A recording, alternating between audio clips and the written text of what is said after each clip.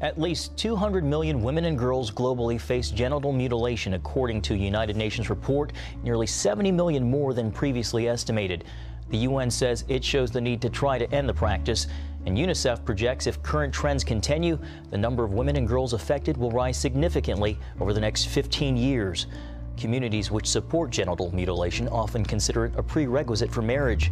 The practice is common in some Muslim communities and can be life-threatening for girls and women, and in some cases, they can bleed to death or die from infection. Developing controversy tonight over a historic trip for President Obama. The president today went to visit the Islamic Society of Baltimore, his first trip to a U.S. mosque.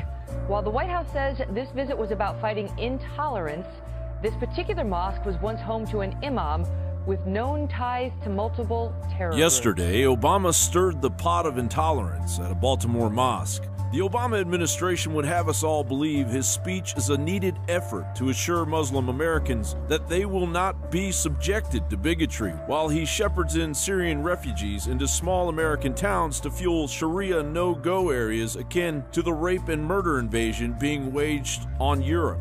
There was an open display of the Quran and the word Allah placed behind the president 99 times, a stark contrast to Obama's speeches at Christian churches, where, for example, at Georgetown University in 2012, the White House had the name of Christ covered up by request. The future must not belong to those who slander the Prophet of Islam, but to be credible, those who condemn that slander must also condemn the hate we see in the images of Jesus Christ that are desecrated.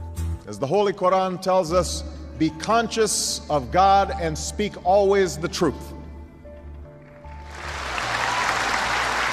American Muslims have been practicing their religion peacefully in the United States since the first mosque was built way back in 1929. Of course, Americans aren't wiping out Muslims, but in the Middle East, Muslims are wiping out Christians at a rate of 100,000 per year. Globalist puppet President Obama is subtly terrorizing the citizens of the United States with a meek anti-American rhetoric that will grow in its boldness as his unconstitutional policies grow stronger and the power of the presidency draws closer into the clutches of globalist puppet Hillary Clinton. A shocking development out of Britain, where the government is now letting scientists conduct gene editing experiments on human embryos.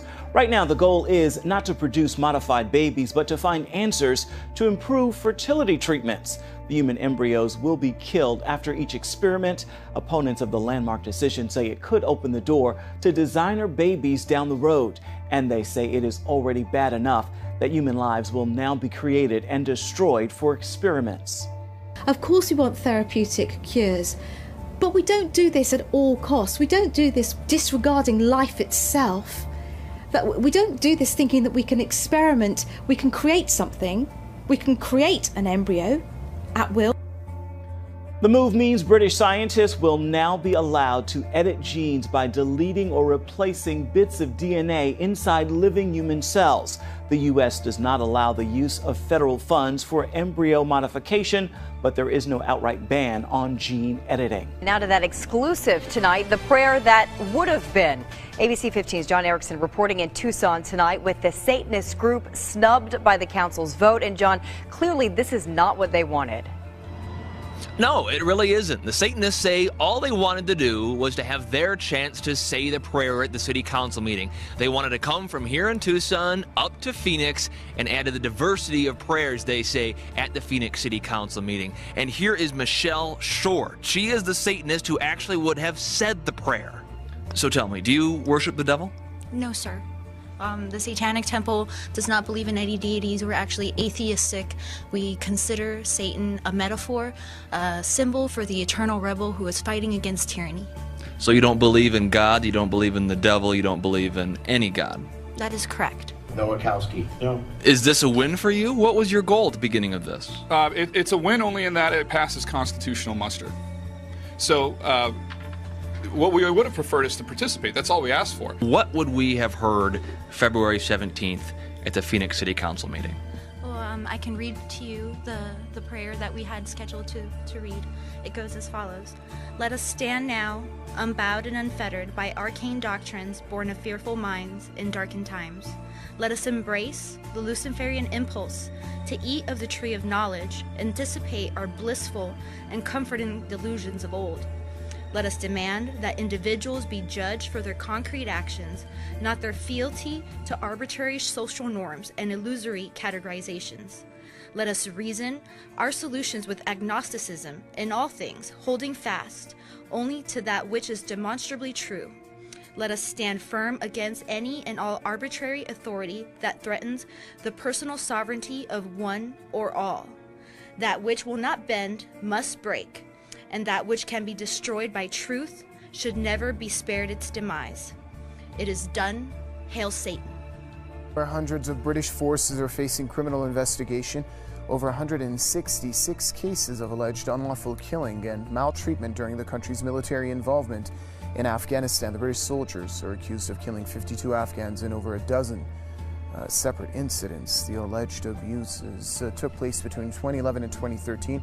The Ministry of Defense has launched an investigation to examine the claims. There's now growing fear that the UK involvement in Afghanistan could bring up a barrage of claims similar to that seen following the Iraq War. More than 1,500 allegations of abuse and murder have been lodged against British soldiers in Iraq. French police bulldozed a church serving Christian refugees in a camp in Calais. Authorities gave worshippers a last opportunity to pray in the makeshift building before knocking it down with bulldozers. The French said clearing the space was necessary to create a security zone around the camp. But the church's pastor said officials told him the church would be safe. In her 13 years, Nicole Lovell endured life-threatening illnesses. Liver transplant surgery left her scarred.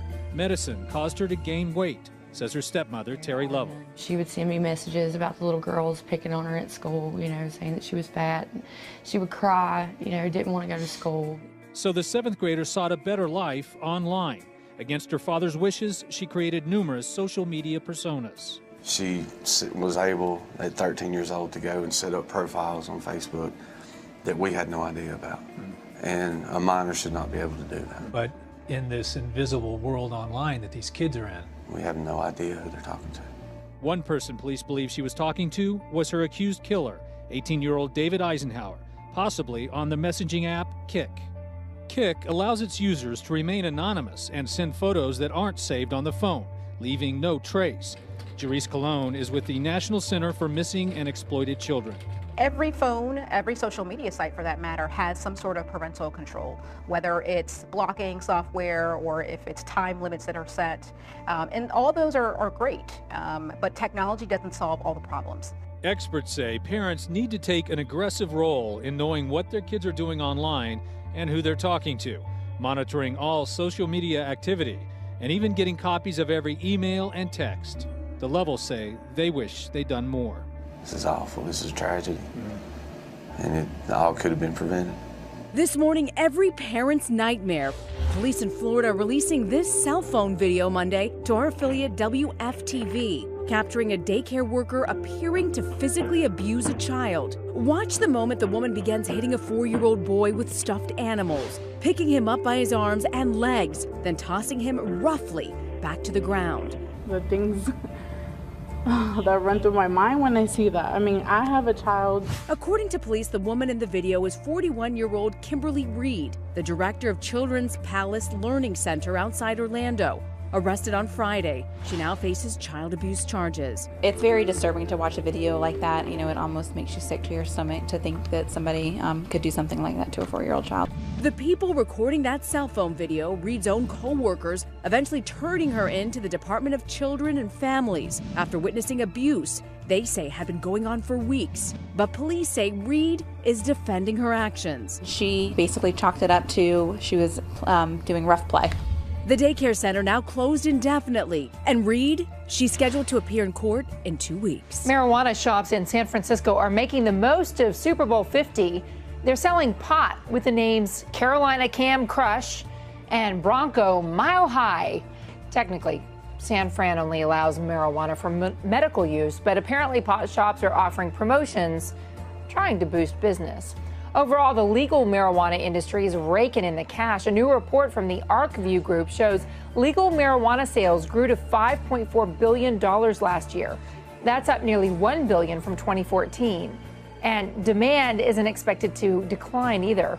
Predictions show the marijuana industry could bring in nearly $7 billion this year.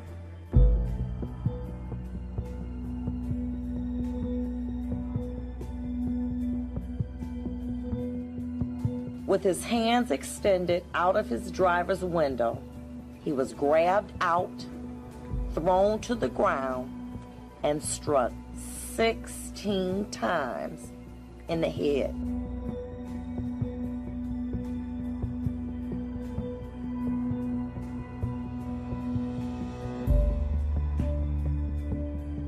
I would have thought this: what crime did I commit? Being a black man in a Cadillac, stopped for a minor traffic offense by a group of racist police officers looking to do a. After hearing the defendant and his fellow officers joke about his injuries as they were wiping blood off their uniforms with disinfectant. 2015. Please be quiet in my courtroom. How does this happen? To Mr. Dent and his family, I am truly sorry.